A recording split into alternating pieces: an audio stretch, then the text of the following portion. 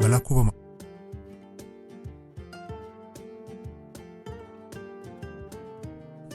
ወጥመድ መላኩ በማግስቱ ወደ ዱባይ ሊሄድ ዝግጅቱን ጨርሷል። ኮንፈረንሱ የሚጀምረው ሰኞ ሲሆን እሱ እሁድ ለመጓዝ ነው ያሰበው። ሳራም ትንሹ ልጇ ጉንፋን አሞት ስለነበር ላለፉት 3 ቀናት ከቤት አልወጣችም። ዛሬ ግን ሻል ብሎት እሷም አረፍ ብላለች።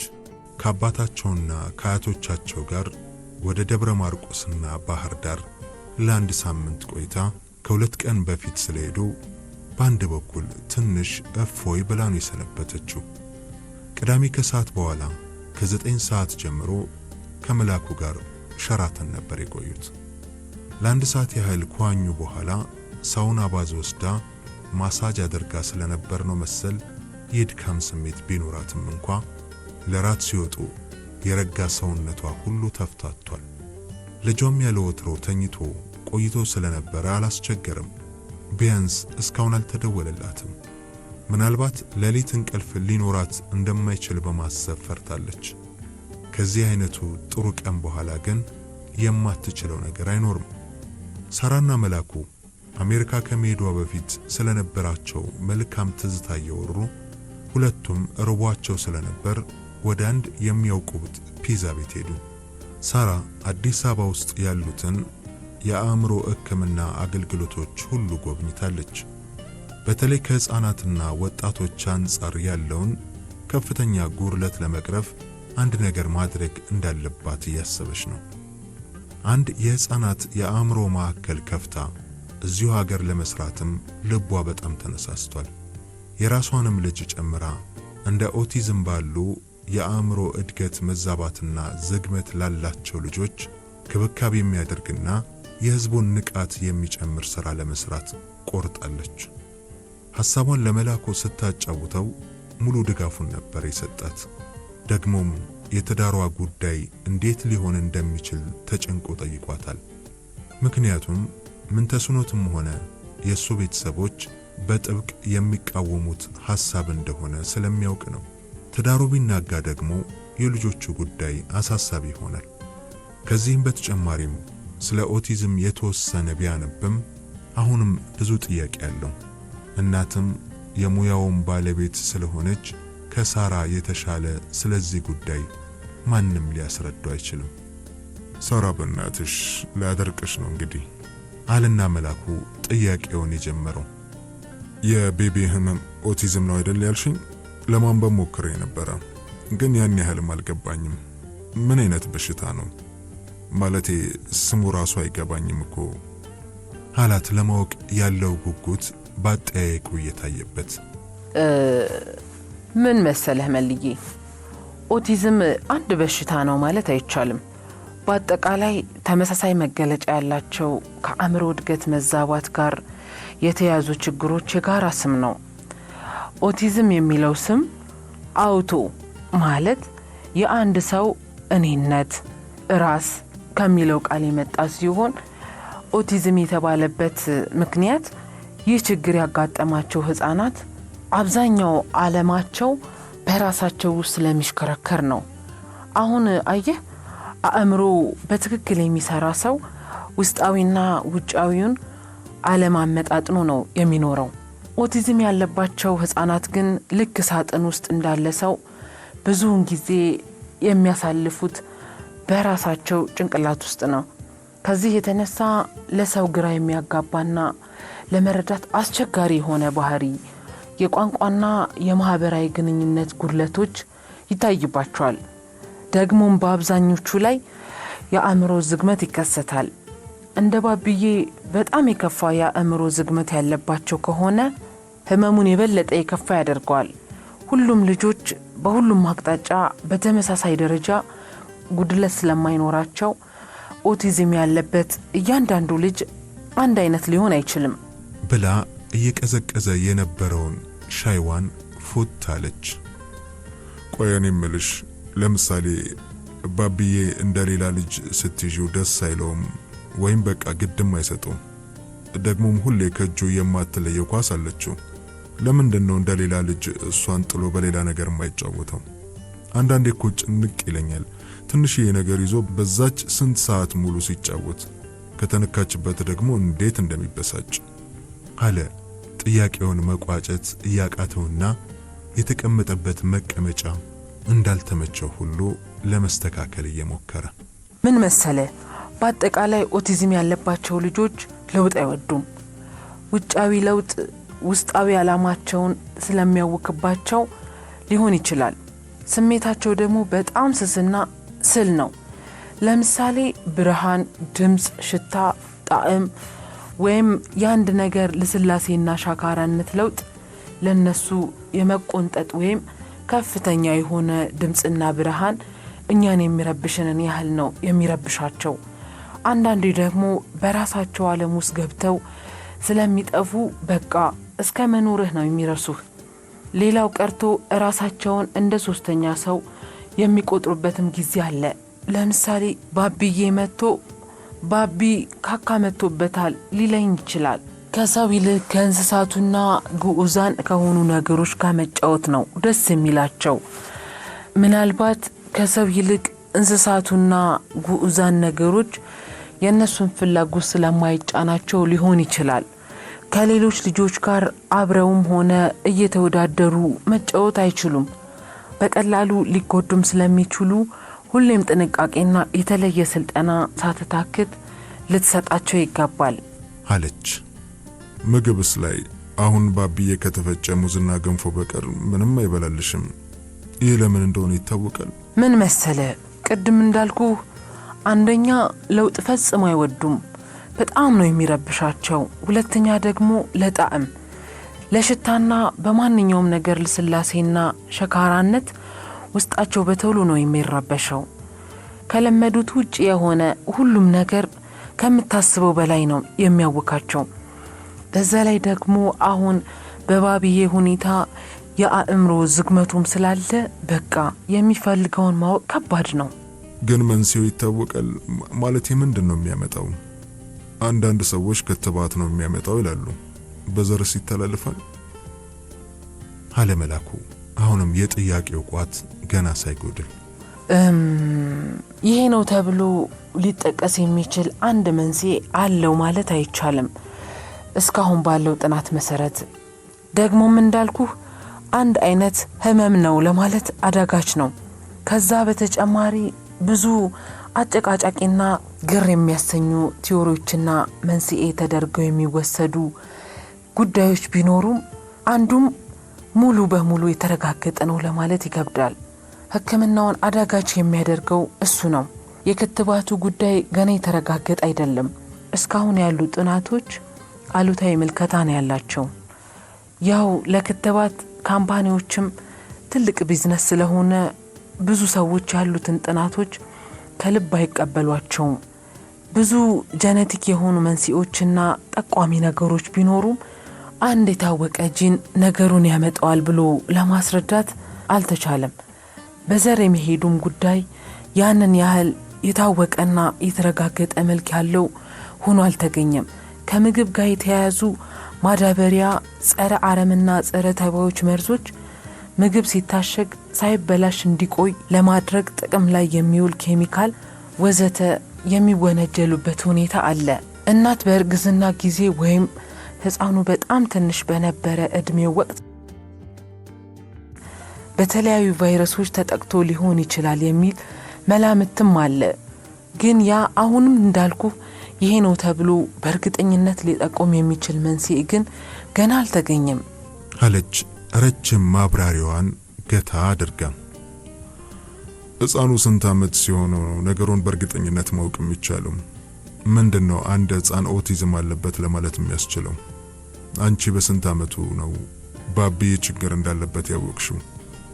አለና እቃ የሚሰበሰበውን አስተናጋጅ ሌላ ሻይ እንዲያመጣለት ነገረው። ትልቁ ችግር ምን መሰለ? ማንም እናት ወይም ወላጅ ይህንን ችግር በቀላል አምኖ መቀበል ስለማይፈልግ ችግሮቹን እንኳን እያየ እንዳላየ ነው የሚሆነው። ሲነገረውም አይቀበልም። እኔን እንኳን አስበው፣ ራሴ የህፃናት አእምሮ ሐኪም ሆኜ በቃ ዝግጁ አልነበርኩም። የመጀመሪያ ልጅ ካልሆነ ነገሩን ቶሎ ለማወቅ ይቀላል። የመጀመሪያ ልጅ ሲሆን ግን ከባድ ነው፣ ማነጻጸሪያ ስለማይኖር። በሌላ በኩል ደግሞ ሁሉም ልጅ ላይ የምታየው ምልክት ስለሚለይ አንዳንዴ አስቸጋሪ ያደርጓል። ከዚህ በተረፈ ግን አንዳንድ ልጆች ላይ ደህና ማደግ ጀምረው 6 ወርና 1 ዓመት ሲሆናቸው ነው ነገሩ የሚጀምረው። ይህ ደግሞ አልፎ አልፎ የሚታይ የኦቲዝም አይነት ነው። በአጠቃላይ ግን ብዙ ወላጆች ነገሩን በትክክል ለይቶ ወደ ሕክምና ሲመጣ 3 ዓመትና ከዚያ በላይ ይሆናል። ከ2 ዓመት ጀምሮ ነገሩን ልብ ካልከው ከሚታሰበው በላይ ግልጽ ሊሆን ይችላል። ሆኖም ምልክቶቹ ሕፃኑ 1 ዓመት ሲሆነው ጀምሮ በደንብ ይታያሉ። ልጆቹ ለመታቀፍና ለመያዝ አንድም ግድ የሌላቸው ይሆናል፣ ወይም እሪ ብለውም ሊያስቸግሩ ይችላል። አፍ ቶሎ ላይፈቱ ወይም በትክክል ላይፈቱ ይችላል። የምግብ አመጋገብና እንቅልፋቸው የተዛባ ይሆናል። አንዳንዴ በቃ በራሳቸው ዓለም ውስጥ ገብተው ይጠፋሉ። ለድምጽም ሆነ ጤነኛ የሆነ ሕፃን በቀላሉ መልስ ለሚሰጥህ ነገር መልስ አይሰጡም። በቋንቋ በግንኙነትና በባህሪ ዙሪያ ወይ የተገዩ ወይ የተለዩ ነው የሚሆኑብህ። አለበለዚያ ለውጭው ዓለም ደንታ ቢስና ቁጡ አይነት ይመስሉሃል። ከ4-3 ታማሚ ወንድ ሕፃናት ናቸው። አእምሯቸው ዘገምተኛ ከሆኑ ደግሞ ችግሩ የባሰውን ለወላጅ ካቅም በላይ ሊከብድ ይችላል። አእምሮ ዘገምተኝነት ደግሞ በብዙዎች ላይ ይታያል። ዋው የሚገርም ነገር ነው። ቶሎ ማወቁና ለማወቁ ለውጥ አለው ማለቴ ግን በአጠቃላይ ሕክምና አለው ወይስ ሁሌም እንደዚህ ነው የሚኖሩት? አለ አሁንም ጥያቄዎቹ እየበዙበት በውስጡ። አዎ በጣም ለውጥ አለው። ነገሩን በጊዜ ማወቁ ሕፃናቱን በቋንቋም ሆነ በሌሎቹ ማህበራዊና አእምሮዊ እድገቶች ለመረዳትና ቶሎ ወደ መንገድ ለመመለስ ቁልፍ ነገር ነው። በጣም ካደጉ በኋላ ወደ ሕክምና ለሚመጡ ልጆች ሊደረጉ የሚችለው ነገር በጣም ውስን ነው። ሕክምናው ዘርፈ ብዙና የብዙ ባለሙያዎችን ድጋፍ የሚፈልግ ከመሆኑም በላይ ወላጆችን መሳተፍ ይኖርባቸዋል። እንደ ወባና ሳምባ ነቀርሳ የሚድን ህመም አይደለም። ብዙ ሕፃናት ከችግሩ ጋር ምናልባትም እድሜ ልካቸውም መታገላቸው አይቀርም። ሕክምናው በልጆቹም ሆነ በቤተሰባቸው ላይ ትልቅ ለውጥ የሚያመጣ ሲሆን ያልታከሙ ሕፃናትና ወላጆች ስቃይ ግን በጣም ልክ የለውም አለች ከቦርሷ ውስጥ የእጅ ማጽጃ ፈሳሽ እያወጣች።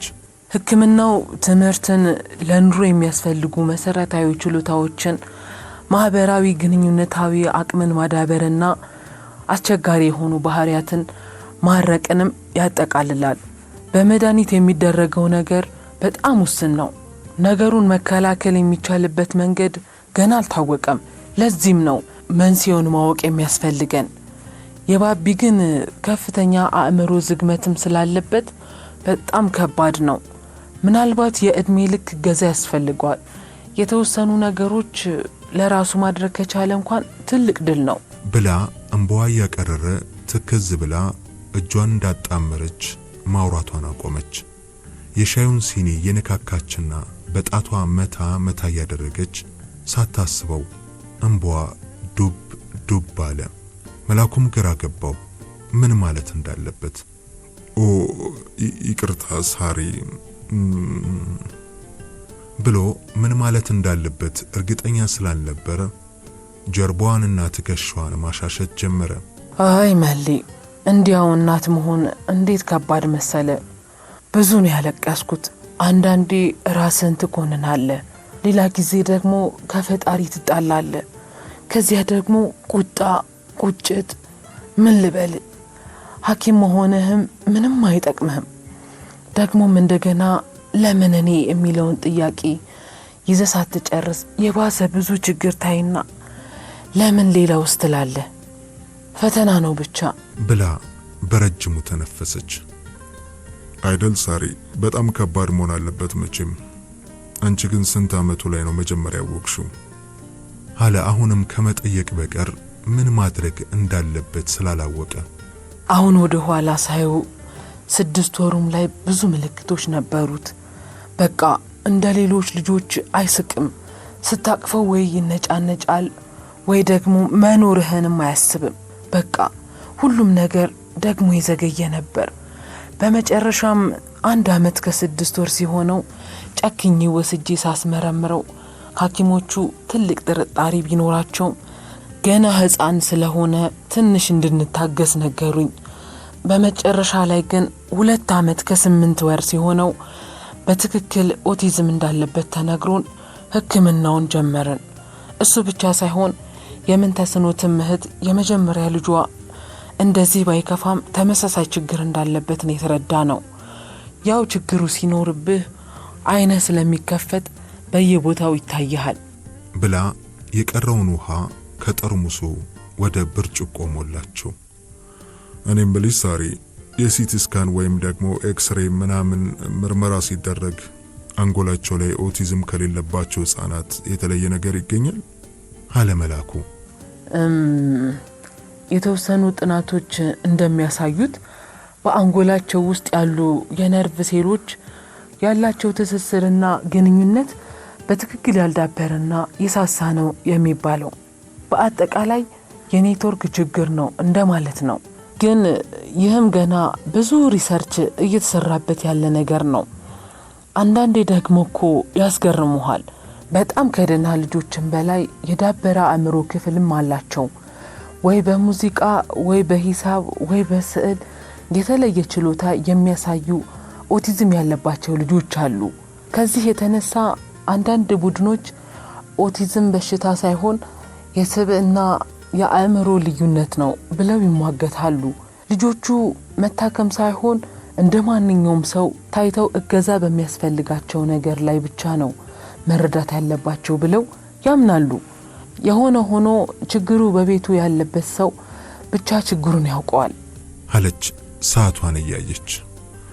መሽ አይደል? ኧረ እንሂድ፣ ዛሬ መቼም አስለፈለፍኩሽ ብሎ አስተናጋጇን ጠራ ሂሳቡን ለመክፈል። እኔም ምልሽ ሳሪ፣ በተለይ አበሻው ላይ ኦቲዝም እየበዛ ነው የሚባለው እውነት ነው? በተለይ በአሜሪካ ነገር ሰው እንደዚያ ይላል። ነገሩ አበሻ ላይ ብቻ ሳይሆን አሜሪካን ሀገር በአጠቃላይ እየበዛ እንዳለ የሚያምኑ ብዙ ሰዎች አሉ። ግን ደግሞ አሁን ነገሩን የበለጠ ስላወቅነውና ትኩረት ስለሰጠነውም ነው የበዛ የሚመስለን የሚሉም አሉ። እርግጠኛ ነኝ እዚህም ሀገር አገልግሎቱ ቢኖርና ሕክምናው ቢያድግ ነገሩ ከምናውቀው በላይ ብዙ እንደሚሆን። አብዛኛውም ሰው እኮ ስለሚያፍርና አቅሙ ስለማይፈቅድ በቃ ልጁን ቤት አፍኑና አስሮ ነው የሚያስቀረው።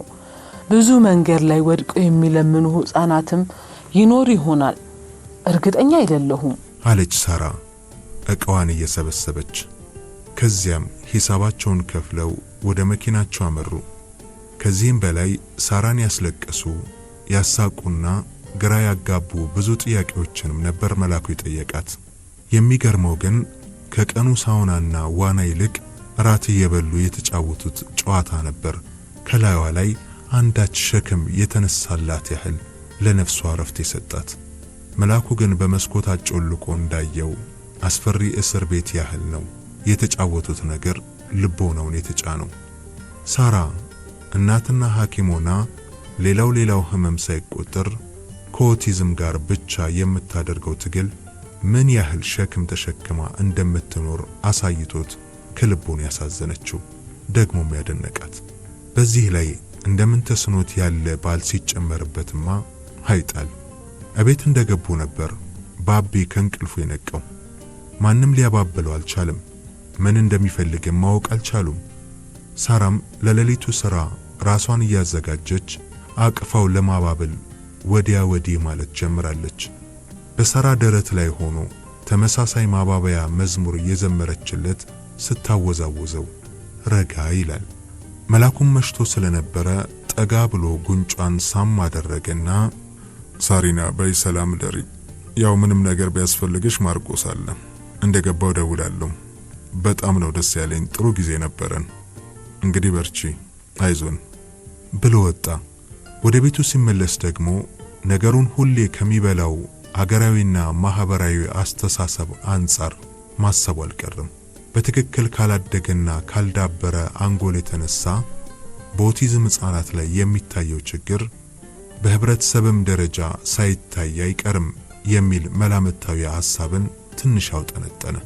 በሳጥን ውስጥ ያለ ጭንቅላትና ከራሱ ውጭ ላለም ዓለም ዝግ የሆነ ውሱንና ለማንም የማይገባ ቋንቋ፣ ተደጋጋሚና ትርጉም የለሽ ባህሪ፣ የተዛባ አስተሳሰብና ማህበራዊ ግንኙነት ኦቲዝም ያለበትን አእምሮ በትክክል ይገልጸዋል። ዝግመተ አእምሮ ሲጨመርበት ደግሞ ነገሩ ይወሳሰባል ያለችውም ትዝ አለው።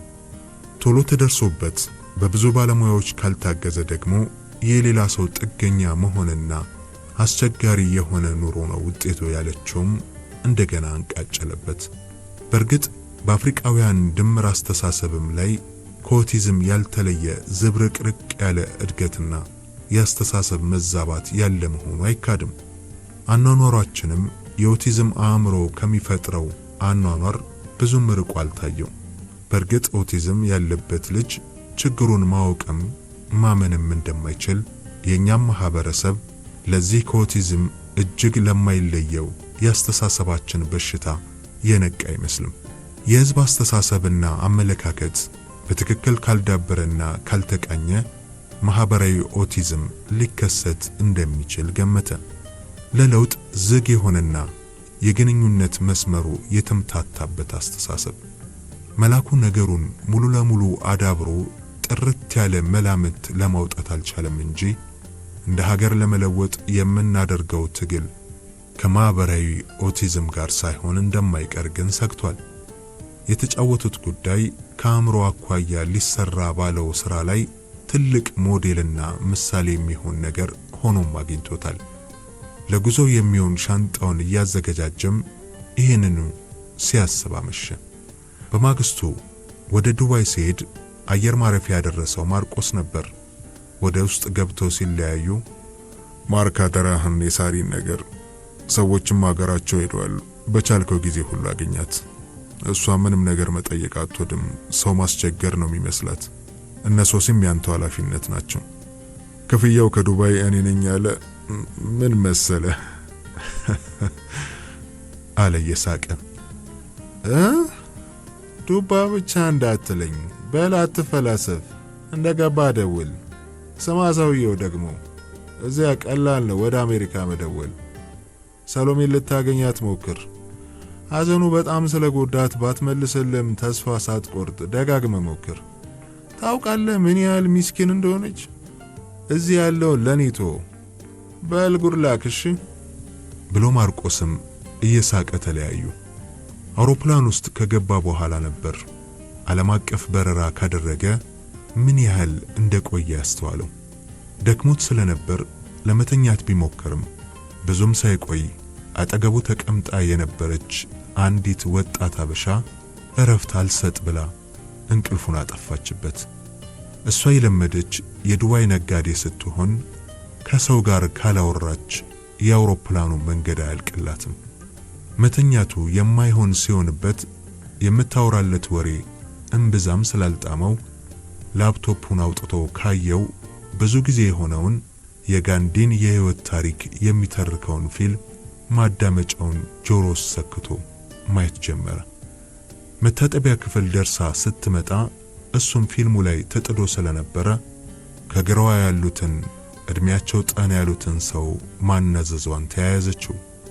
መላኩ ሁሌም የሚገርመው በሄደበት ሁሉ አብዛኛው ፈረንጅና ሌላው የውጭ ሰው አውሮፕላን እስኪገባም ሆነ አውሮፕላን ውስጥ ሆኖ የሆነ ነገር ያደርጋል፣ ወይ ንባብ ወይ ረፍት። የኛ ሰው ግን በአብዛኛው ወይ ወሬ ነው ወይ አየሩ ላይ አፍጥጦ ነው ጊዜው የሚያልፍለት። ዱባይ ደርሰው ሲወርዱ አውሮፕላን ጣቢያው መቼም አሜሪካን ሆነ አውሮፓ ካየው ሁሉ የበለጠ ሆኖ አገኘው። ትልቅነቱና ውበቱ የተባበሩት አረብ ኤሚሬትስ እንደ ሀገር ከተመሰረተች 40 ዓመት ያልሞላት ቢሆንም እድገታቸው ይሄ ነው የሚባል አይደለም። እንደ አውሮፓና አሜሪካ በሳይንስ ቴክኖሎጂ ግኝት መጥቀው በትምህርት ልቀው ያገኙት እድገት እንዳልሆነ ያስታውቃል። እንደ ኤስያውያን በጥረትና የምዕራቡን ስልጣኔ በመቅዳትም የመጣ አይመስልም። እዚህ ትልቁ የስልጣኔ መቅጃ የሆናቸው የነዳጅ ዘይት ይመስላል።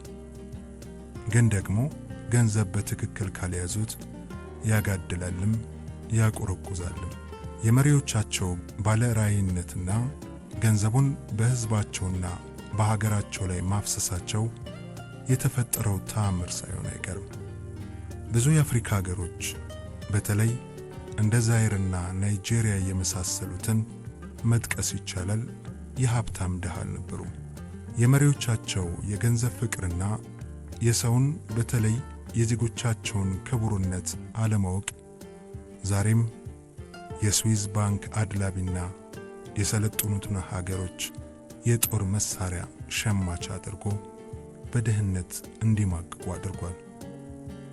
መላኩን የገረመው እዚህ ሀገር ያሉ መሪዎች እንዴት በትልቁ እንደሚያስቡ ነው። በዓለም ረጅሙ ሕንፃ፣ በዓለም ትልቁ የገበያ አዳራሽ፣ ትልቁ ሰው ሰራሽ ደሴትና ሌሎችንም ቱሪስቶችን የሚስቡና ትውልዱን በዓለም መድረክ ከፍ ብሎ ራሱን እንዲያስብ የሚያደርጉ ሥራዎች እየተሰሩ ነው። ከብዛትና ከትልቅነት ባሻገር ጥራትንም ቢሆን እዚህ ሀገር ባህላቸው ለማድረግ ተግተው እየሰሩ እንዳለ ያስታውቃል። ከጥንት የነበሩት የሀገሬው ሕዝብ በብዛት ከ20 በመቶ ቢሆንም የሀገሪቱ ዜጎች የሀብቱ ሙሉ ተጠቃሚና የምቾቱ አጣጣሚ እንዲሆኑ ነው የተደረገው። ቢዝነስ እንኳን የውጭ ዜጋ ሲከፍት እስከ 50 በመቶ ያለው ድርሻ በሀገሪቱ ዜጎች እንዲያዝ ነው የሚያደርጉት። ምድረ በዳውን ያለሙት በእስያውያንና በሌሎች አገር ዜጎች ነው። እንደ አሜሪካና ፈረንሳይ ያሉ አገሮችን ለከለላነት ነው የሚጠቀሙት። 100 ሺህ አካባቢ እንግሊዛውያንና ሌሎችም እጅግ የተማሩ የአውሮፓና የአሜሪካ ዜጎች እንዲኖሩ ሁኔታዎችን አመቻችቷል። እንደዚህ ባይሆን ይህ ሀገር በረሃና ለምንም የማይሆን ነበር። የኛ ሀገር ሰዎች ግን ከጥቂት በንግድ ከተዋጣላቸው ሰዎች በስተቀር መብታቸውን ያጡ የቤት ሰራተኞችና ተሯሩጦ አደር ናቸው። ብዙ የመብት ገፈፋና ግፍ ይፈጸምባቸዋል። የድሃ ሀገር ሰው መሆን ሀበሳው የትም ቢኬድ አለመከበሩ ብቻም ሳይሆን አለው ባይም የሌለው መሆኑ ነው። የኑሮ ምሬት ሲብስባቸው አጠር ያለ አቋራጭ ፍለጋ አያሌ ሴቶቻችን ሴተኛ አዳሪነቱን ተቆጣጥረውታል ነው የሚባለው። እዚህም በሌላ አረብ አገሮችም። መላኩ ይህንን ሁሉ ያጤነው ባጭር ቆይታው ሲሆን እንደምንጊዜውም የአገሬውን ሰዎች አስተሳሰብና አመለካከት ለመረዳት ሞክሮ ነበር። በምንም መለኪያ የሰለጠኑና በአይምሯቸው የበለጸጉ ሕዝቦች ናቸው ማለት አይቻልም። ያንን ግን አሁን ለማድረግ በከፍተኛ ደረጃ በትምህርት በባህልና በሳይንስ አገራቸው ላይ ገንዘባቸውን እያፈሰሱ ስለሆነ ከአንድ ትውልድ በኋላ በዚህ ከቀጠሉ ስልጡን ከሚባሉ አገሮች መደዳ መመደባቸው አይቀርም። ሰው በሰውነቱ የሚከበርበት አገር አይደለም። ሃይማኖትና ከየት አገር ነው የመጣው የሚለው የሰውን ዋጋ ይወስናል። አገሬዎቹም እንደ ብዙ አረቦች በገንዘብ ውስጥ የተደበቁ ኋላ ቀር ባለጸጎች ናቸው ቢባል ማጋነን አይሆንም። ነገር ግን ትልቅ የሚያስብና ጥራት ላይ አተኩሮ የወደፊቱን በሰፊው የወጠነ መሪ ያለው ሕዝብ መለወጡ አይቀርም። የስልጣኔ ትልቁ መለኪያው ገንዘብ ሳይሆን ለሰው ልጅ ያለን ክብርና እውነተኛ ሰብአዊነት ነው። አፍሪካውያን ግን ገና የራሳችንንም ሕዝብ ያላከበርን፣ ዓለማችን ኪሳችን፣ መለኪያችን ድሎታችን የሆንን ስለሆነ ብዙ መንገድ መሄድ ሳይኖርብን አይቀርም። መሪዎቻችንም የኛው ውጤት ስለሆኑ ምርጫን አሸንፈው እስከ ቤተ መንግሥት ቢደርሱም ራሳቸውን ማሸነፍ ሳይችሉ በሌላ ይተካሉ። ከራሳቸው በላይ ሕዝባቸውን ከምቾታቸውም በላይ መጪውን ትውልድ ማስበለጥ እስኪችሉ ያለ ወታደር አደባባይ መውጣት የማይችሉ እንደ ባነኑ የተኙ እንደ ተጆሩ የመሰኬኑ ነገሥታት ሆነው ይቀራሉ። መላኩ በዱባይ ጉዞው የህይወትንና የሰዎችን አስተሳሰብ ሌላ ገጽታ ያየበት ጊዜ ነበር። ስልጠናው ብዙም አድካሚ አልነበረም። ብዙ ትርፍ ሰዓት ስለነበረው ዱባይንና አቡዳቢን ዞር ብሎ ማየት ችሎ ነበር። የማርቆስ ጓደኛ የሆነው ሳምሶን እዚሁ ዱባይ ስለሚኖር ብዙ ነገር ነው አዙሮ ያሳየው። ተጫዋች፣ ሰው የሚወድና ደግ ሰው ስለሆነ ለመላኩ ብዙም አልከበደውም። በተለይ ደግሞ የኮምፒውተር ፕሮግራመር የሆነችው ሚስቱና 2 ሕፃናት ልጆቹ የመላኩን ቆይታ የማይረሳ እንዲሆን አድርገውለት ነበር። ልጆቹ ሰው እጅግ ስለሚርባቸውም ይሁን የመላኩ ልጅ መውደድና ማጫወት መቻል ተጣብቀውበት አንለቅም ነው ያሉት። የማርቆስ ጓደኛ ሚስትም በጥልቀት የማሰብና የመፈላሰፍ ነገር ስላለባት የጠፋባትን ጓደኛ ያገኘች ያህል ነው ከመላኩ ጋር ሲያወሩም ያመሹት። ሌሊት 8 ሰዓት ገደማ ነበር ሆቴል የሚያደርሱት። ስለ አእምሮ ሁልጊዜም ሊጽፈው ለሚያስበው መጽሐፍ የጀማሪ ሐሳብ ወይም ደግሞ ቢያንስ የመንደርደሪያ አጭር ጽሑፍ ለመጻፍም አስቦ ነበረ እዚህ ባለው ቆይታ።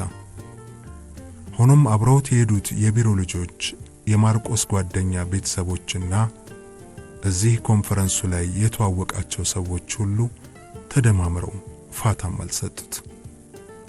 ያቀረበው ጽሑፍ የተሰብሳቢዎችን ብቻ ሳይሆን ያዘጋጆቹንም ቀልብ ሳበ ነበር። እዚያው ዱባይ ያሉ ካምፓኒዎችና ሌላ ከሆንግ ኮንግ የተሳተፈ ድርጅት ወኪሎች በከፍተኛ ደሞዝ ቀጥረው ሊወስዱት እንደሚችሉ ቢነግሩትም መላኩ ላስበበት ብሎ ነው ነገሩን የዘጋው። መላኩ በዚህ ሁኔታ እንዳለ ነበረ ስንክሳር የደወለችው። ሰላምታ ከተለዋወጡ በኋላ እኔ ምልሽ ስንኬ፣ ሰሎሜ እኮ ጠፋችብኝ፣ ስልኬንም አትመልስም፣ የዱባይ ቁጥሬንም ኢሜል አድርጌላት ነበረ፣ ደህና ናት? ቤትስ እንዴት ናቸው? አለ መጨነቁን በሚገልጽ ድምጽ። እኔም ሰሞኑን ብዙ አላገኘኋትም። እቤትም ስሄድ እናቷን ነው የማገኘው። ትዝ ይልሃል ስለ ክብሮም ነግሬህ ነበር። አብረው ነው ያደጉት። የቅርብ የቤተሰብ ጓደኛ ነው። ያው ከሱ ጋር ነው ብዙ ጊዜ የምትሆነው። ምናልባት ለዚያ ሊሆን ይችላል መሰለኝ። በጣም ጥሩ ልጅ ይመስላል። በቃ ሱለን ታሞ ካጠገቧ አይለይም ነበረ። እንጃ እሱ ባይኖር ሰሎሜ ሀዘኑ እንዴት ያደርጋት እንደነበር። የሆነ ደግ ልጅ ነው። ከሰሎሜ ጋር ያላቸው ቅርርብም ትንሽ ግራ ስላጋባኝ ነው እንጂ እውነቱን ንገሪኝ ካልከኝ ለራሴም ከጅየው ነበር ብላ ሳቋን ለቀቀችው። መላኩ ግን ውስጡ እየበገነ ነበረ። እና አሁን ቺካጎ ናት ወይስ? ማለቴ ባለፈው ኒውዮርክ እንደምትሄድ ኢሜል አድርጋልኝ ነበረ አለ ንዴቱ እንዳይታወቅበት እየጣረና ርዕሱንም ለመቀየር እየሞከረ። አይ አልሄደችም፣ ግን ነገ ምናምን ነው የምትሄደው። እስኪ ደውዬላት ነበር ከመሄዷ በፊት እኔም ቺካጎ ሄጄ አገኛታለሁ ብዬ። በነገራችን ላይ ይህ ሁሉ የራሴ መላምት ነው እንጂ ከክብሮም ጋር ምንም ነገር አለን አላለችኝም። እሷ አለ አይደል ብዙ ጊዜ አብረው ስለሚሆኑ ነው። ላንተ ስለ ክብሮም ምንም ነገር አልነገረችም አለች ሌላ የጥርጣሬ ዘር እየዘራችበት። ምንም የነገረችኝ ነገር የለም። አይ እንግዲህ በቃ እስኪ እኔም እደውላለሁ፣ ካገኘሻት ሰላም ባይልኝ፣ አሁን እኔም ልተኛ እስኪ አለ ከዚህ በላይ ለማውራት እንዳልፈለገ ያስታወቀበት። ወዲያው ቻው ብሏት ስልኩን ዘጋው። የዛን ዕለት ማታ እንቅልፍ አልወሰደውም። ለምን ሰሎሜ ስለ ክብሮም ምንም እንዳልነገረችው ሊገባ አልቻለም። ከሄደች በኋላ ደግሞ እየቀዘቀዘችበት የመምጣቷ ሚስጥርም የሶለን መታመምና መሞት ብቻ ሳይሆን ክብሮም ሊሆን እንደሚችል ለማሰብ ተገደደ። ካንዴም ሁለቴ የነሶስናን ጉዳይ በሱ ላይ ለዚህን ያህል ረጅም ጊዜ መጫኗ እንደከበዳት ነግሯለች። አክስቷ ልትረዳው ስለምትችል ብዙም ራሱን እንዳይወጣጠርም የነገረችው ከዚህ ጋር የተያያዘ ይሆን ወይ የሚል ሐሳብም አእምሮ ላይ ደወለበት። ናፍቆት፣ ቅናትና ፍቅር ግራ በገባው ልብ ውስጥ ተደባልቀው ሲንተከተኩ የሚፈጠረው ጣዕም ልብን የሚሰነፍጥ ነፍስንም የሚሸነቁት ሳይሆን አይቀርም። ከዚያ በኋላ ሰሎሜ ጋር ለመደወል አልፈለገም። ደግሞም ለአንድ ሰዓት እንኳን ከአእምሮ ሊያወጣት አልቻለም። ስለ አእምሮ ሊጽፈው የፈለገውን አጭር ጽሑፍ አሁን እንኳን ሊጨርሰው ዞር ብሎ ማየትም ነው ያስጠላው። የሚያቀርበውንም ጽሑፍ ከዚያ በፊት ማቅረቡን የበጀው። ሰሎሜን ይህንን ያህል እንደሚወዳት ለሱም ግልጽ አልነበረም። ክብሮምን ባያውቀውም ጠምዶታል። ምን ማድረግ እንዳለበት ግን አልገባውም። ወትሮንም የወደደውን መነጠቅ የመላኩ ደካማ ገጽታን የሚፈትን ገና በቅጦ ያላለፈው ፈተና ነው። አሁን ደግሞ በቅርቡ ከተደበቀችበት የብቸኝነት ዋሻ ወጥታ መውደድና መወደድን ለመለማመድ ድክ ድክ ለምትለው የመላኩ ልብ ይህ ሁኔታ ቀላል አይሆንም። ልቦናችንን ከእውነቱ ይልቅ እውነት ነው ብለን የያዝነው ያመንነው ጉዳይ ይገዛዋል። የውሸት ኃይል ደግሞ እውነት መስሎት በተቀበለው አእምሮ ላይ ነው። ምድር በውሸታሞች የተሞላች ከመሆኗን ባሻገር ውሸትን በቀላሉ እውነት አድርገው የሚቀበሉ ሰዎችም ከዚያው አይተናነሱም። ስሜታችን የተጠመደበት ጉዳይ ሲሆን ደግሞ የበለጠ ለውሸት የተጋለጠን ያደርገናል። ይህም ምናልባት ስሜት ከምክንያትና ከማስረጃ ይልቅ በእምነትና በግንኙነት ላይ ስለሚደገፍ ይሆናል። ያመነውና የተጠጋነው ሰው ደግሞ የስሜታችን ሹፌር መሆኑ አይቀርም። ስንክሳርም በነመላኩ ሕይወት ውስጥ መረጃንና ምክንያትን ሳይሆን በጥንቃቄ የፈጠረችውን እምነትና የግንኙነት መስመር ተጠቅማ ስሜታቸውን እየኮረኮረች ወደምትፈልገው አቅጣጫ እየጠመዘዘቻቸው ይመስላል። ግን ለምን? የብዙ ሰው አስተሳሰብ ለስሜታዊና የልቦና ክፍል ማይም ነው። 3-4 ዲግሪ ይዘውና 60-70 ዓመት ኖረው እንኳን ቢሆን የራሳቸውን ስሜት በመረዳትና በመምራትም ሆነ የሌላውን ሰው የስሜት ዓለም በማንበብ ችሎታ ከዜሮ ክፍል ፈቀቅ ያላሉ ሰዎች አያሌ ናቸው። እንደ ስንክሳር አይነቶች ደግሞ ስሜትን በማሾር ሰዎችን ወደ ፈለጉበት አቅጣጫ የመንዳት ችሎታውን እንዴት ይሆን የተማሩት ያስብላል። ይህን ስናስብ አንዱ ጎልቶ የሚታየው እውነት ስንክሳር እንደ እናቷ መሆኗም ነው። ከልጅነቷም የፈለገችውን ለማድረግ የሰው ስሜት ከፍ ዝቅ እያደረገች የሰዎችን የውስጥ ፍላጎት ማሾር ታውቅበታለች። ራሷን የሌሎች ፍላጎት አስፈጻሚ አሽከር በማስመሰል በመጨረሻ የምትፈልገውን ነገር ፈልቅቃ የራሷ በማድረግ የተካነች ናት። እናቷም ቢሆኑ ያገቧቸውን ባሎች ሁሉ አንድ በአንድ የሚፈልጉትን ካገኙ በኋላ በሚገርም ሁኔታ ነው ያሰናበቷቸው። ሁሌም የሚታዘንላቸውና እንደተበደሉ የሚቆጠርላቸው ለእርሳቸው ነበረ። በዚህም ከድህነት ወለል ተነስተው ነው ባለጸጋ ሆነው ብዙ ሀብት ለልጆቻቸው ትተው የሞቱት። ለስንክሳር ግን ሀብት ብቻም ሳይሆን የሌሎችን ሰዎች ፍላጎትና ህልም የራሷ ምኞት ማስፈጸሚያ ለማድረግ የማይጸጽተውን ህሊናና ስል የስሜት ራዳር አውርሰዋት ሳይሆን አይቀርም የሄዱት። የፊቷ ብቻ ሳይሆን የሰብዕናዋ መልክ ቁርጥ እናቷን ነው። ነገር ግን ደግሞ ይህ እናቷ የፈጠሩባት ተጽዕኖ ተደርጎ ብቻ መወሰድ የለበትም። ገና ከልጅነቷ ጀምሮ የችሎታ ሰዎችን ወደ ፈለገችው ለመጠምዘዝ ያለውን ኃይል በማወቋ እሷ ራሷም በጥረቷና ደጋግማ በመጠቀም ያዳበረችው ክህሎትም ነው። የጭንቅላት ዕውቀት ሰውን ሊቅ ሲያደርገው፣ የልብ ዕውቀት ደግሞ ብልህ ያደርገዋል። ታዲያ ለምሳሌ ማርቆስም ቢሆን ከስንክሳር የማይተናነስ የልብ ዕውቀት አለው። ልዩነቱ ማርቆስ ለሰው የሚያስብና ራስ ወዳድ ያልሆነ ደግ ሰው መሆኑ ላይ ነው። ይህም የማርቆስ አይነቶቹን ብልህ ሲያሰኛቸው፣ የስንክሳር አይነቶቹን ግን ብልጣ ብልጥ ያደርጋቸዋል።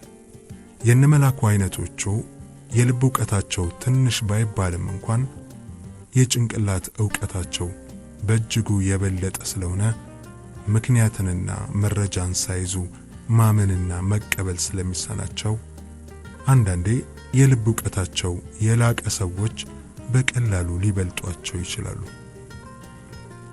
በተለይ ስሜትን በሚያሳትፉ የግንኙነትና የኑሮ ጉዳይ በሆኑ ነገሮች ላይ። የክብሮምና የሕያው አይነቶቹ ግን ዕውቀታቸው በአመዛኙ የጭንቅላት ቢሆንም በአብዛኛው ድርጊት ተኮርና ስኬት መር ነው። እንደነ መላኩ የሕይወትን ጥልቅ ነገርና የአስተሳሰብን ውስጣዊ ሚስጥር ለመመርመር እጅግም ፍላጎቱም ችሎታውም ስለሌላቸው ባለ ትልቅ ደሞዝና ባለ ትንሽ ደርዝ ሕይወት ይኖራሉ። የሶሎሜና የሶፊያ አይነቶቹን ደግሞ ልዩ የሚያደርጋቸው ከልቡም ከጭንቅላቱም መጥኖ የሰጣቸው መሆናቸው ነው። ሁለቱን በቅጡ አዋህደው በሚያምር ሰብዕና በተዋበ አካል ተከሽነው ስለሚቀርቡ ያወቃቸው ሁሉ በቀላሉ ይወዳቸዋል። የሕይወትን ስቃይ የሚቀንሱትና ውበቷንም የሚያጎሉት እንደነሱ አይነት ፈርጦቹ ናቸው። ከብዙ ሚሊዮን አንድ የሆኑትን የሶለን አይነቶቹን ልዩም ብርቅዬም የሚያደርጋቸው የልብንና የጭንቅላትን ዕውቀት አትረፍርፎ ያደላቸው መሆኑ ነው። ከዚህም በተጨማሪ ሶለን በስብዕና ውስጥ የልብ ብልህነትና የጭንቅላት ልቀትን ያለ ግጭት ያጣጣመ ማንነት፣ ድፍረትንና ግልጽነትን የተሞላ ሰብዕናም ስለነበረው ነው። የሆነውን ሁሉ ለስንክሳር የመንገር ልማድ እያዳበረች የመጣችው ሰሎሜ ደውላ ከሶፊያ ጋር ያወሩትን ሁሉ አጫውታታለች። በተለይም ስንክሳር ስለ ሶፊያ ያሰበችው ሁሉ ልክ እንዳልሆነም ለማስረዳት አስባ ስለነበርም ሊሆን ይችላል። እሷም በትተዋወቃት እንደምትወድ ስለ ሶፊያ የተጸጸተች መስላ ነገረቻት። ሰሎሜ በሚቀጥለው ቀን ወደ ኒውዮርክ እንደምትሄድና ሶፊያም ከጥቂት ቀን በኋላ ወደ ኢትዮጵያ እንደምትሄድ ለስንክሳር ነግራታለች። ከደወለችላት ከ2 ሰዓት በኋላ ስንክሳር ለወንድሟ ኢትዮጵያ የምትልከው መድኃኒት ስላለ ሶፊያ ልትወስድላት እንደምትችል አስተዛዝና ጠየቀቻት። መድኃኒቱን ይዛላት መሄድ መቻል አለመቻሏን እንደምትጠይቅላት ስትነግራት ፈጣኑ የስንክሳር አእምሮ የተሻለ ሐሳብ አመጣ። ከኢንዲያናፖሊስ በጠዋት ነርታ መምጣት እንደምትችልና ለሶፊያ ዕቃውን ሰጥታ በዚያውም ሰሎሜንም ከመሄዷ በፊት ብታገኛት እንደምትወድ ነግራ ሳመነቻት። እሷም በሚቀጥሉት ሳምንታት ጊዜ እንደማይኖራት ነግራት ከዚህም የተሻለ ጊዜ እንደማይኖር ተስማምተው ነበር የተለያዩት። ስንክሳር ለወንድሟ የምትልከው መድኃኒት ሳይሆን ሶፊያን መተዋወቁ መላኩን እንደገና የራሷ ለማድረግ በምታደርገው ድብቅ ጥረት ውስጥ የምትጠቅም መሳሪያ ሳትሆን እንደማትቀር በማሰቧ ነው። ሰሎሜም ከመላኩ ጋር ልታስተዋውቃት እንዳሰበችም ስትነግራት ስንክሳር ልቧ ጮቤ እየረገጠ ነው ሐሳቡን የደገፈችው። ባንዴ ለሶፊያ አዛኝ መሆኗ ሰሎሜንንም ቢያስገርማት ያው የነገረቻት ታሪክ ሐሳቧን አስቀይሯት ነው ብላ በቀና አሰበችው። በሚቀጥለው ቀን ረፋዱ ላይ ስንክሳር 2 ጠርሙስ ቫይታሚንና የህመም ማስታገሻ መድኃኒት ይዛ መጣች። በተጨማሪም የተለያዩ ቸኮሌቶችንና የሶሎሜ እናት የሚወዱትን ባቅላቫ አምጥታለች። የሶሎሜ እናት ስንክሳርን ወዷታል። እናቷ በቅርብ ስለሞቱባትም ታሳዝናቸዋለች። አቶ ኦላና ግን ትንሽ ስለምትቸኩልና ወሬ ስለምታበዛ እምብዛም ግድ የላቸውም። ሲጫወቱ ቆይተው ሰሎሜን ዕቃዋን ሻንጣ ውስጥ ለማስገባት ረድታት ምሳ በልተው በዚያው ሶፊያን አግኝተው ወደ ኤርፖርት ለመሄድ ወጡ። ሕያው እንደለመደው ተረኛ ስለነበረ እቤት አልነበረም። ሰሞኑን ፈቃድ ላይ የነበረው ክብሮም ግን ከጧት ጀምሮ እዚያው እነ ሰሎሜ ቤት ነበር የቆየው። የክብሮምና የስንክሳር መቀራረብና አብሮ ጊዜ ማሳለፍ ሰሎሜን ደስ ሳሰኛት አልቀረም።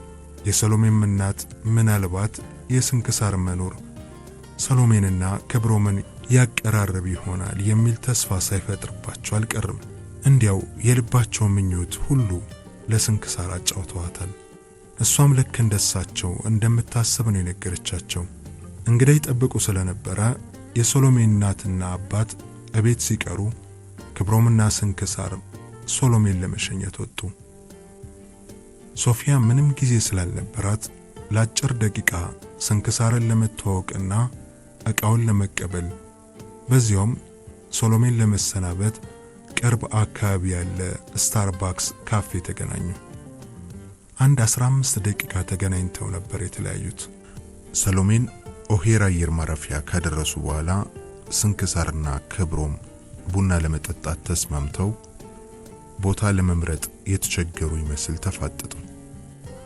ሁለቱም ለመተንፈስ ያሰቡት ጉዳይ ስለነበር ጭንቅላታቸው በሐሳብ ተወጥሮ ስለነበር ሳይሆን አይቀርም። በዚህ መሃል ስንክሳር ሳቅ ያለች እንግዲህ አንተ ነህ ዘቺካጎ ቦይ፣ ጥሩ የሚባል ቦታ የምታውቀው ጸጥ ያለ ካፌ ነገር ቢሆን ጥሩ ነው አለች።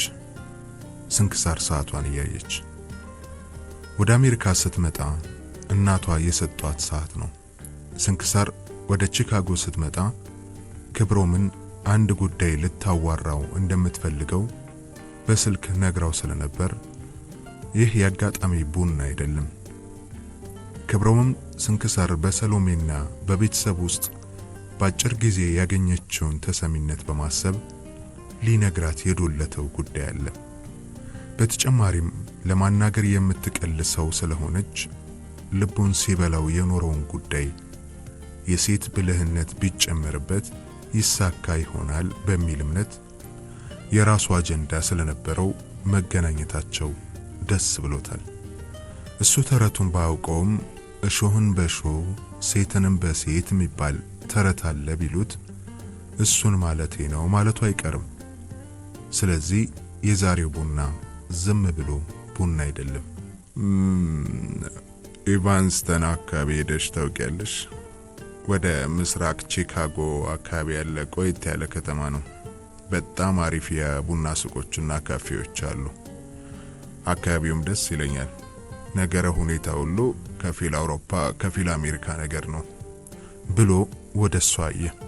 አንተ አሪፍ ነው ካልክ እንሂድ፣ ስለማላውቀው አካባቢውን ባየው ለኔም ጥሩ ነው አለች። ወደ ኋላዋ እንደመንጠራራት ብላ ወንበሩ ላይ ሙሉ በሙሉ የመተኛት ያህል እየተደገፈች 40 ደቂቃ ነርተው ነበር የባጥ የቆጡን እያወሩ ኢቫንስተን አካባቢ ደረሱት። ሁለቱም አጀንዳቸውን የሌላውን ሰው ቀልብ በሚገዛና እሺ በሚያስብል መንገድ ማቅረብ እንዳለባቸው ነበር ውስጡን የሚያስቡት። ይህ ሰፈር የነጮች ሰፈር ሲሆን በቺካጎ ውስጥ የቆዩ ሰፈሮች ከሚባሉ አካባቢዎች አንዱ ነው።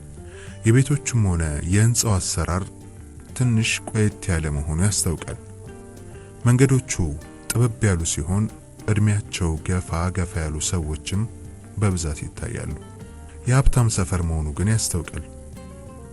ትንሽ ዞር ብለው አካባቢውን ካዩ በኋላ አንድ ቀለል ያለና ብዙ ብርሃን የሚገባው የአውሮፓውያን አይነት ለዛ ወዳለው ካፌ ገቡ። ቤቱ ፈካ ያለ ሲሆን የኬኮቹና የቡናው ሽታ ተደባልቆ ደስ የሚል መዓዛ ይረጫል።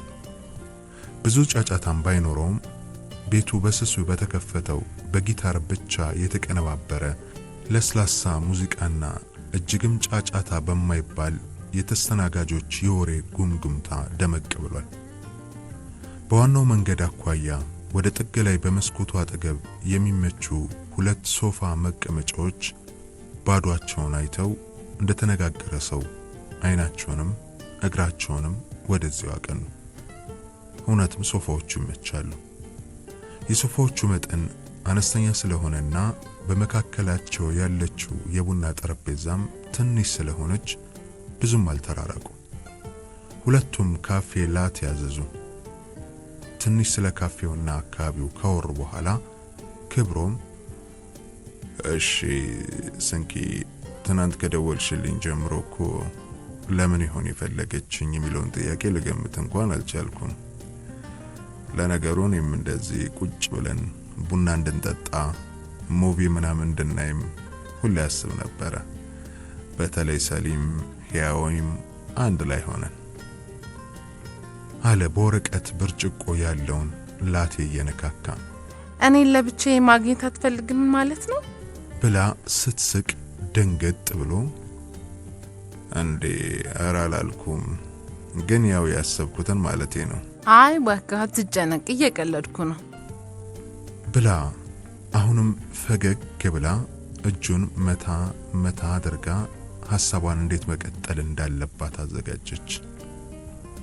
አይ ምን መሰለ፣ በእርግጥ ከተዋወቅንም ያን ያህል ረጅም ጊዜ አይደለም፣ ግን አንተንም ሰሎሜንም የሚያውቃችሁን ያህል አውቂያችሁ ምን ያህል አብራችሁ ልትሄዱ እንደምትችሉ ሳስብ ያንተን ሐሳብ ምንም ስለማላውቅ ልጠይቅ ብዬ ነው። ዝም ብዬ ሳስበው አንተን በጣም የምትወዳት ትመስላለህ። ቤተሰቦቿም አንተን እንዴት እንደሚወዱ በጣም ግልጽ ነው።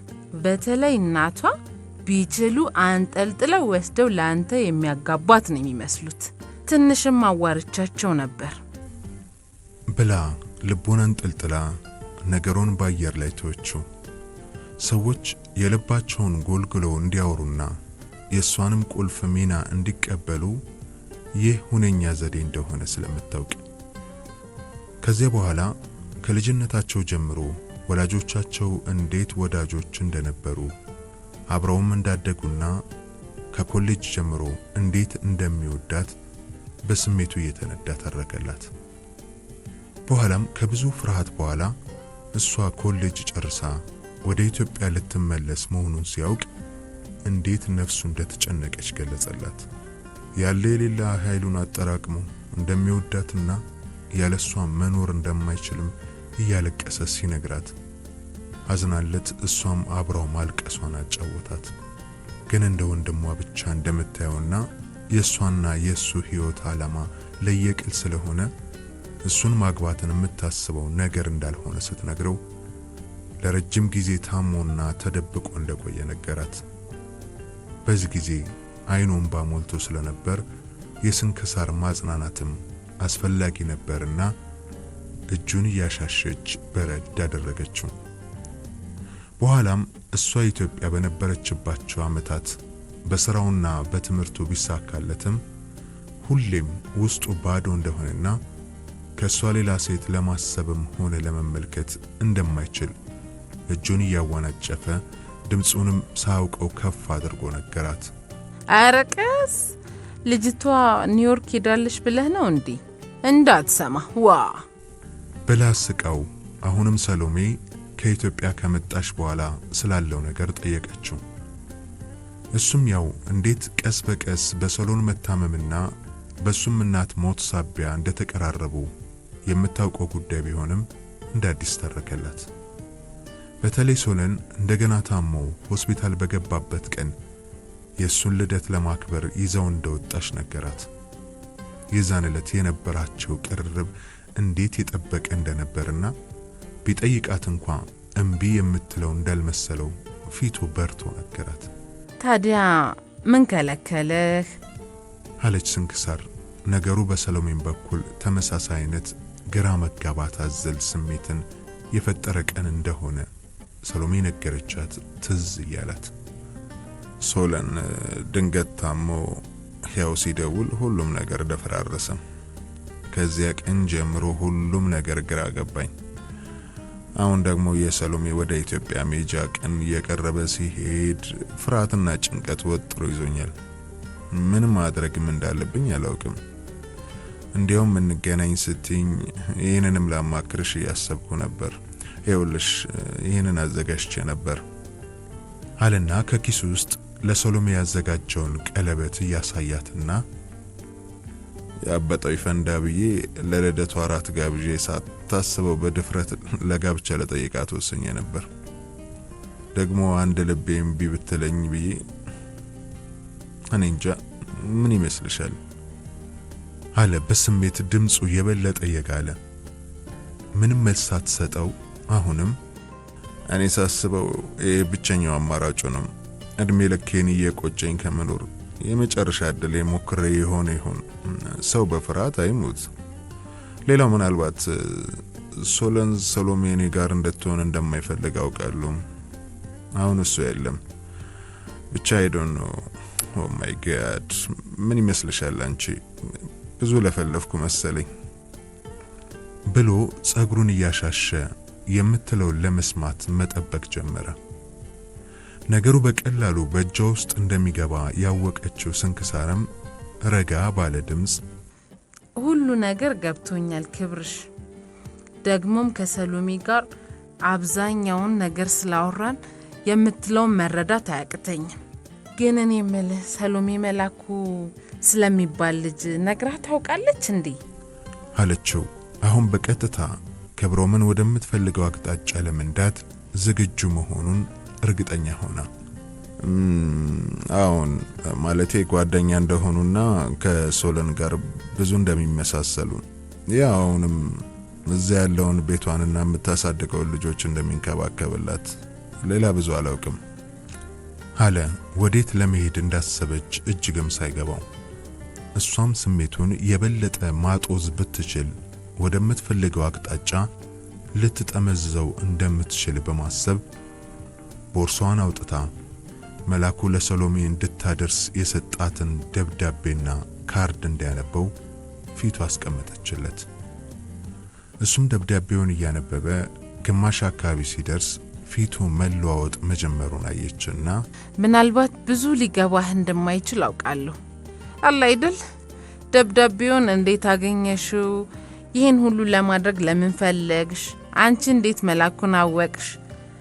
ከኔ የምትፈልጊው ምንድነው? ምናልባት ሌላም አለ አይደል?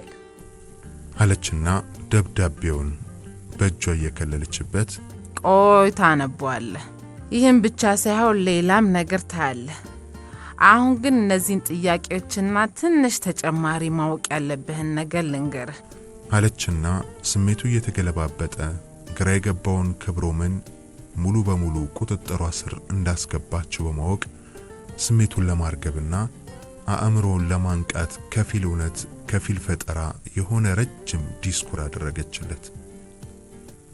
መላኩ የሷ የልጅነት ፍቅረኛዋ እንደሆነና አሁንም ልክ እሱ ሰሎሜን እንደሚወድ እንደምትወደው ሆኖም ግን ኮሌጅ ያሉ እሷ በቤተሰብ ግፊት ተታላ በእድሜው እጅግ የሚበልጣትን እዚህ ሀገር ብዙ የኖረ ሽማግሌ ፕሮፌሰር አግብታ እንደመጣች ሰውየውም እዚህ አምጥቶ እንዴት እንዳሰቃያትና በቅናት አንገርግቦ መከራዋን እንዳበላት ሆድ በሚበላ ቃል ነገረችው።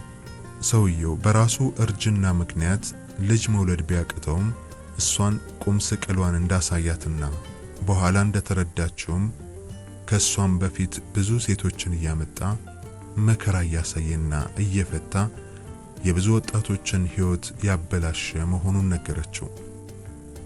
በዚህም የተነሳ ከ5 የመከራ ዓመታት በኋላ ጥላ እንደጠፋችና በኋላም የሴቶች መብት ተከራካሪ ድርጅት ጠበቃ ቀጥሮላት እንደተገላገለችው ነገረችው። አሁን ደግሞ ማጽናናቱ የክብሮም ተራ ሆነ። ልቦለድ ታሪኳን በመቀጠል በመጨረሻም ይሄ ሁሉ የደረሰባት ንጹሑን የመላኩን ፍቅር ለቤተሰብ ደስታ ብላ ረግጣ በመሄዷ መሆኑን ተገንዘባ ብትጸጸትም መላኩ ከሌላ ሴት ጋር እንደሆነ ስላወቀች ምንም ማድረግ እንዳልቻለችና እየጸለየች ቀን ስትጠብቅ እንደነበር አጫወተችው።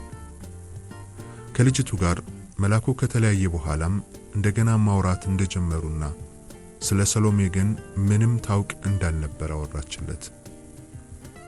አሁን ግን እናቷ ሲሞቱ ለልቅሶ ሄዳ ሳለች መላኩ ከሰሎሜ ጋር በአዲስ ፍቅር ከንፎ ስታገኘው ህልሟ በድጋሚ ከንቱ ሊሆን እንደሆነ አውቃ ይህንን ነገር እንዴት ማቆምና ውስጥ ነፍሱን የጎዳችውን መላኩ እንዴት መካስ እንዳለባት ስታስብ ወደዚህ ተመልሳ መጣ። እሱንም የሰሎሜን ቤተሰብ እንደተዋወቀችና አሁን ባለበት ቦታ እንዳሉ ነገረችው። ክብርሽ ምንም ባደርግ ላንተ ብቻ ብዬ እንዳይመስልህ። ልክ አንተ ሰሎሜን ማጣት እንደማትፈልገው ሁሉ እኔ መሊን ማጣት አልፈልግም። ልክ ለሰሎሜ ከማንም ይልቅ አንተ እንደሆንክ የምትሻላት መላኩም ከልጅነቱ ጀምሮ የማውቀውና ያለ ምንም ውጫዊ ምክንያት የምወደው እኔ ነኝ። ገባ? እሱ ደብዳቤ እንዳደርስላት ሲሰጠኝ ለሷ ያለውን ፍቅር በተወሰነ መጠን ነግሮኝ ስለነበር ደብዳቤውን አውሮፕላን ውስጥ አለማንበብ አልቻልኩም። ሳነበው ደግሞ አንተ ከተቃጠልከው በላይ ነው የተንጨረጨርኩት። በእርግጥ ልክ አልሰራሁም፣ ግን ደግሞ ለፍቅር የማይሰራ ነገር የለም። ደብዳቤው ከሻንጣ ውስጥ አፋልኩት። እሱም ያው እንዳነበብከው የደብዳቤው ይዘት ኃይለኛ ፍቅር ስለሆነ ግድ የለውም፣ ይቅር ወደፊት ስትመጣ ይደርሳል ብሎ እፎይ ነው ያለው። እነሱን ያጣመራቸው አገር መለወጥ፣ ወገን መርዳት ምናምን የሚሉት የሀገር ፍቅር ነው።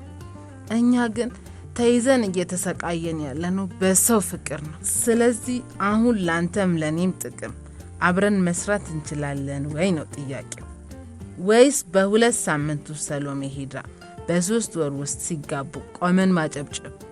ምን ታስባለህ? ብላ ግራ መጋባት፣ ቅናትና ፍርሃት የተከመሩበትን የክብሮምን ፊት ማጥናቷን ቀጠለች። እኔ ግራ ነው የገባኝ። ማይ ጋድ፣ ምን ማድረግ እንችላለን? አሁን ሰሎሜም ትሄዳለች። በቃ ምን ታረጊያለሽ? እስኪ ምን ይደረጋል? ዝም ብዬ ነዋ ስለፈው የከረምኩት ብሎ ብስጭትና ሐዘን ፊቱን ይወርሰው ጀመር። እንደዚህማ ባጭሩ ተስፋ መቁረጥ የለብህ። እኔ እኮ ኦልሬዲ ብዙ ስራ ሰርቻለሁ። አየህ፣ ለመላኩ ሰሎሜ ያንን ያህል ፍቅር ለሱ ያላት እንደማትመስል፣ እንዲያውም ከክብሮም ከሚባል ልጅ ጋር በጣም እንደምትገናኝና ቤተሰቡ ሁሉ እንዴት እንደሚወደው ነግሬው ልቡ ሲሻክር አይቼዋለሁ። ምክንያቱም ስልኳን ኢሜይሏንም እንደማይመልስና ብዙ እንደማይገናኙ ነው ሰሎሜ ነገረችኝ። እሷንም መላኩ እንዴት እንደ ንጹህ እህቱ እንደሚያያትና ከጥሩ ሰው ጋር እግዚአብሔር እንዲያገናኘት እንደሚጸልይ እንደምታሳዝነውም እንደነገረኝ ነገሩን እንደምታመን አድርጌ ግራ እንዲገባት ማድረጉ ትንሽ እየሰራ ነው። ቢያንስ ሁለቱም አሁን ልባቸው መራራቅ መጀመሩን አውቃለሁ። ግን አሁን ይህንን ነገር ሁለቱም እንዲያምኑና ተራርቀው እንዲቀሩ ወሳኝ ነገሮችን መስራት አለብን። ምን ማለት? እንዴት? አልገባኝም አለ ክብሮም ሳያውቀው። የስንክሳርን መሰሪነት ልቡ ብዙም አልወደደውም።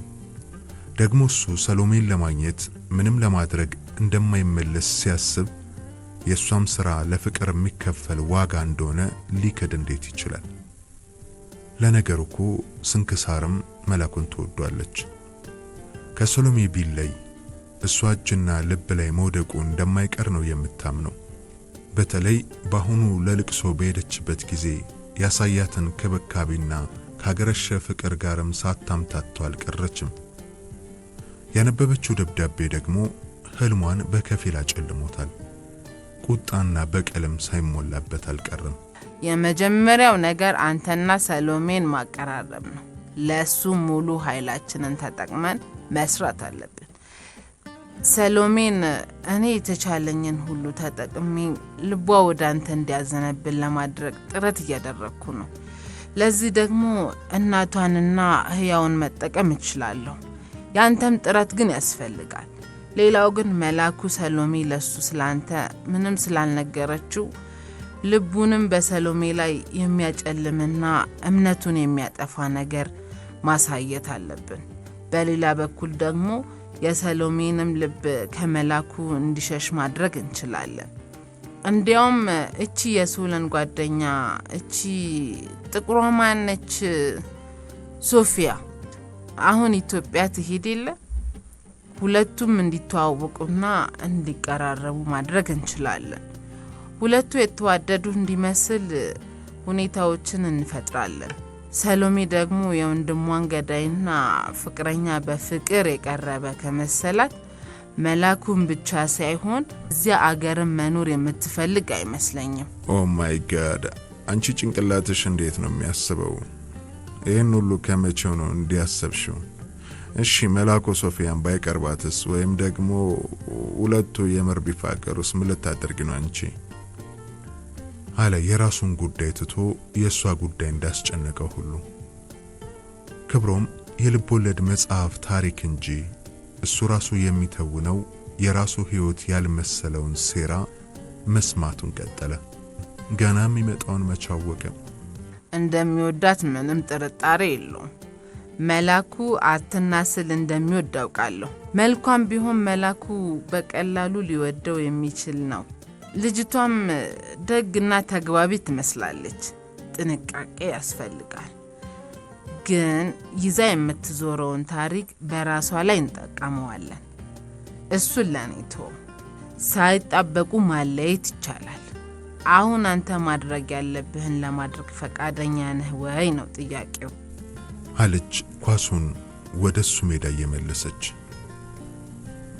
ምን ማድረግ እችላለሁ አለ አሁንም ግራ ገብቶት። ስንክሳር ያሰበችውን በጥንቃቄ የተቀመረ እቅድ ስትነግረው ክብሮም አስተሳሰቧ ከሚገባው በላይ ቢያስገርመውም እቅዷ በሆነ ምክንያት ቢከሽፍ የሚያመጣውን መዘዝና ቀውስ አስቦ በማመንታት ያለችውን ማድረግ እንደማይችል ሲነግራት ኦኬ መርጫው ያንተ ነው። ከ2 ሳምንት በኋላ ሄዳ መላኩ ቅፍ ስትገባለህ ሪስክ አለመሆኑን ነዋ። እና አንተ ቀለበቱን ምን ልታደርገው ነው የገዛኸው? ደስ እንዳለ። እኔ አንተ ይህንን ፈርተ ስላላደረክ መላኩን የራሴ ማድረግን የማቆም ይመስልሃል? ኖ ይኸውልህ፣ አንተ ሰሎሜን ማግኘት ከፈለግ አብረን መስራት እንችላለን። ካልሆነ ግን እኔ ወደ ሌላው እቅድ ያመራለሁ። ሰሎሜን ማጣትህ ግን የእድሜ ልክ ጸጸት እንደሚሆንብህ አንተም ታውቃለህ። ያው ይሄ በእኔና ባንተ የሚቀር እንደሚሆን ተስፋ አደርጋለሁ ብላ የሰጠችውን ደብዳቤ ወደ ፖስታው ማስገባት ስትጀምር አንዳች ፍርሃት ያዘው። ከዚያም እኔ እኮ እምቢ ማለት አይደለም። እሺ እኔን ስጋት እንዴት ነው የምትመልሺው? አለ የቀዘቀዘው ላቴ ፉት እያለ። እኔ ሴት ስለሆንኩ ልንገርህ፣ እሷ ላንተ ያላት ፍቅር እሺ ባያሰኛት እንኳን የሁኔታው ስሜት ቀስቃሽነትና ላንተ ያላት አክብሮት ከዚህ በፊትም ስሜትን ስለጎዳችው እሺ ትላለች።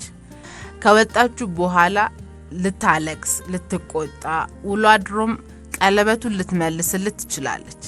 በመሃል ደግሞ እሷ እዚህ አሜሪካ እንድትቆይ ለማድረግ የተቻለውን እናደርጋለን። ያው ለኔ የሚያደረከውን መንገሯ ስለማይቀር አንተም እግሯ ላይ ወድቀህ ይቅርታ ትጠይቃታለህ። እኔም ደግሞ ነገሩን በሴተኛ አለሳልሼ እነግራታለሁ። ከዚያም ነገሮቹን ይረግባሉ። በመሃል ደግሞ ከወዲያ ያለውን ነገር ስናከረው ወደ አንተ መመለሱ አይቀርም። ሁሉም ነገር መፍትሄ አለው። ደግሞ የሰሊን ልብ ታውቀው የለ አለች ግዳይዋን እንደ ጣለች አንበሳ ዘና ብላ። እሚለውን ያጣው ክብሮም ልቡ ነገሩን ሙሉ ለሙሉ ባይቀበለውም እያመነታም ቢሆን እሺ ላስብበት፣ ሌላ የተሻለ አማራጭም ያለ አይመስለኝም። እምትገርሚ ሰው ነሽ ግን አንቺ። ከዚያስ አንቺ ወደ ኢትዮጵያ ልትመለሽ ነው የምታስቢው ማለት ነው? አለ አሁንም በመገረም እያያት። እንዴ አሁን የተነጋገርነው ካደረግንና ሰሎሜን ቢያንስ ለአንድ ወር እዚህ ከቤተሰብ ጋር እንድትቆይ ካሳመንን እኔ ወደ ኢትዮጵያ ሄዳለሁ። እዚህ ያለው ነዳጅ ማደያና ሱቅ ያው ራሱን የሚሰራው ያክስቴ ልጆችም ስላሉ ችግር የለም። እኔ ሐዘኑን እንዳልቻልኩና እዚያ ከቤተሰብ ጋር ትንሽ ማረፍ እንደምፈልግ ብዬ ሄዳለሁ። ከዚያ በኩል ያለውን ስራ ሰራለሁ። አንተም ያው ሰሎሜ እዚህ የማስቀረቱን ስራ ታጣጡፋለህ። እምቢ ብላ እንኳን ከወር በኋላ ብትመጣ መላኩን ሁኔታዎቹንም ለውጠን ኢትዮጵያ መኖር እንድትጠላ ማድረግ ይቻላል። አንተም በመሃል መጥተህ ተጨማሪ ማጠናከሪያ ትሰጣለህ። ይኸውልህ ዋናው 2-3 ደረጃ ቀድሞ ማሰቡ ነው ብላ ዘና ብላ የሚለውን መጠበቅ ጀመረች። እንዳንቺ አይነት ጭንቅላት ያለው ሰው አይቼ አላውቅም። ፕሮፌሰሩ እንዴት እንዳታለሉሽ ገርሞኛል አለ ነገሩ ከስንክሳር በልጠት ጋር አልሄድ እያለው። ያኔ ልጅ ነበርኩ። አየ ኑሮ ብዙ ያስተምራል። ደግሞ ለእናቴ ፍቅር ብዬ እንጂ ሽማግሌውን ወድጄ ወይም የሆነ ነገር ጎድሎኝ ለራሴ ብዬ አላደረኩትም። ከሁሉም በላይ ግን የምትወደውን ሰው ላለማጣት የማትፈነቅለው ድንጋይ አይኖርም። ይህን ሁሉ ለማድረግ ዋነኛ ምክንያቴ መሌ ነው። እርግጠኛ ነኝ አንተም አንዴ ከገባህ ከኔ ብሳ ነው ቁጭ የምትለው። ለማንኛውም ጊዜው እየሄደ ነው መሰል። እኔም ነድቼ ወደ ቤት መመለስ ስላለብኝ መሄድ ሳይኖርብን አይቀርም አለች እቃዋን እንደመሰብሰብ እያለች። በሰራችው ስራና እቅድ መርካቷ ፊቷ ላይ ይነበባል። ስንክሳር ሁሌም ያሰበችው ሲሳካላት ጥሩ ምግብ እንደቀረበለት ሰው ከንፈሯን መላስና ምራቋን መዋጥ ይቀናታል። አይደል እንሂድ። ኧረ እኔም ለነገም ማዘጋጀው ብዙ ነገር አለ። ሰሎሜም በሳምንት ውስጥ ትመጣለች። እንግዲህ ሁሉንም ነገር እየተማከረን እንደሚሆን እናደርጋለን ብሎ ተነሱ። ከካፌ ወጥተው መኪናዋን ካቆመችበት እነ ሰሎሜ ቤት እስኪደርሱ በወሩት ዙሪያ እየተጫወቱና ስለ ክብሮም የማታውቃቸውን ነገሮች በመጠየቅ ነበር የደረሱት። መንገድ ላይ ሳሉ ሰሎሜም ደውላ ደህና መድረሷን ነግራቸዋለች። እስከዚያ ሰዓት አብረው መሆናቸውንም የተለየ ስሜት አልፈጠረባትም። እቤት ስትደርስ እራት ካልበላችሁ ተብለው ሲወራና ቡና ሲጠጣ መሸና የሰሎሜ እናት አድረሽ በጧት ብትሄጂ ስላሉ ብዙም ሳትግደረደር ነበር እሺ ያለችው። ሰሎሜም ስለሌለች ሕያውም ተረኛ ስለነበር ቤቱ ጭር ስላለባቸው የስንክሳር መኖር ቤቱንም ደመቅ አድርጎት ነበር። ሐዘን የጎዳው ሰው መቼም ልቡ ስስና ቅርብም ነው። ስንክሳር መቼም በሆነኛ ጊዜ ነው እዚህ ቤት የገባቸው። ስንክሳር ከባሏ ከተለያየሽ በኋላ በተከፈለችው ገንዘብ የነዳጅ ማደያና አብሮትም ያለ ሱቅ ከፍታ የተደላደለ ኑሮ ነው የምትኖረው። ሰውየው ሁለት ቤት ስለነበረው አንዱ ለሷ ተፈርዶላት የምትኖረው ከከተማ ወጣ ብሎ በሚገኝ መካከለኛ ገቢ ባላቸው የነጮች ሰፈር ባለ 4 መኝታ ቤት ውስጥ ነው። አብረዋት አንድ ያክስቷ ልጅና በቅርብ ዲቪ ደርሷቸው የመጡ የእናቷ ዘመዶች ባልና ሚስቶች አሉ። ሁሉም እዚያው ነዳጅ ማደያ ውስጥ ነው ለጊዜው የሚሰሩት። ስለዚህም በፈለገችበት ጊዜ ተነስታ ደስ ወዳላት ቦታ ለመሄድ ያን ያህልም ነፃነቷን የሚወስድባት ነገር የለም። ገንዘብም ችግር ሆኖባት ማውቅም አሜሪካ ከመጣች ወዲህ። የመጀመሪያ ዲግሪዋን በቢዝነስ የሰራች ሲሆን ማስተርሷን ከጀመረች ብዙ ዓመት ቢሆናትም አሁንም የሚወሰዱትን ኮርሶች አልጨረሰችም። ባሏን ከፈታች ወዲህ የተለያዩ ወንዶችን ለመቅረብና ለማየት የሞከረች ቢሆንም ሁሉንም ጥቅም ፈላጊ፣ ስራ የማይወዱና የሚበልጣቸውን ሴት የሚፈሩ አበሾች ናቸው እያለች ሰው አልበረከት ብሏታል። ልጅ ለመውለድ ካላት ትልቅ ጉጉት የተነሳ ደግሞ ቶሎ ማግባቱን ሳትፈልግ አልቀረችም። በመጨረሻ የደረሰችበት እውነተኛ ቁም ነገረኛና ከልቧ ልታከብረው የምትችለው ሰው መላኩ ብቻ መሆኑን ነው። ፍቅሯም እንደገና ገርሽቶባታል። እሱም ያን ሁሉ አድርገው አሁንም ሳይቀየርባት ጥሩ ሰው ሆኖ በሐዘኗም ጊዜም አብሯት ስለነበረ ለሷ ያለው ፍቅር ከውስጡ ፈጽሞ ባይጠፋ ነው ብላ አስባለች። ይህም በተለይ ሰሎሜ የተባለችው እንቅፋት ከመንገድ ከተወገደች ከባድ እንደማይሆን ነው አሁን የምታስበው። ክብሮምም ቢሆን የዋህና ጥሩ ሰው ስለሆነ ለሰሎሜም ቢሆን እሱ ስለሚሻላት እሷንም ቢሆን መርዳት እንጂ መጉዳት አይደለም ብላ ለቅዷ በጎ ገጽታ ትሰጠዋለች።